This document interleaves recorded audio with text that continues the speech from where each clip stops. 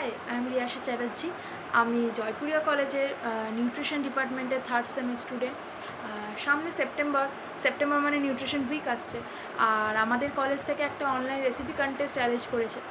সেখানে আমি যে রেসিপিটা শেয়ার করব সবার সাথে, সেটার নাম হচ্ছে পনির জালফ্রেজি।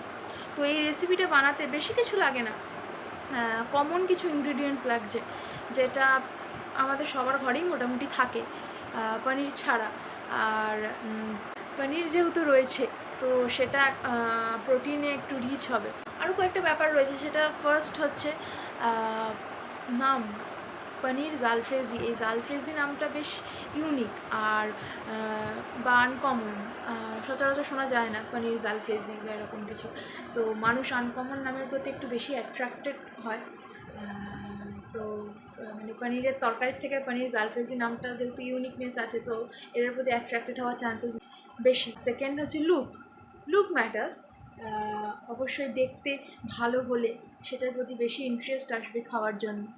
আর এটা বেশ দেখতে একটা ননভেজ রেসিপি টাইপ ভেজ হওয়ার একটা যেটা প্লাস পয়েন্ট, সেটা হচ্ছে এটা নন ভেজিটেরিয়ান সবাই খেতে পারবে।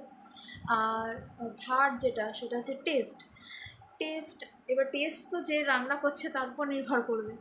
আর আমি অবশ্যই 100% এটা ভালো করার চেষ্টা করব।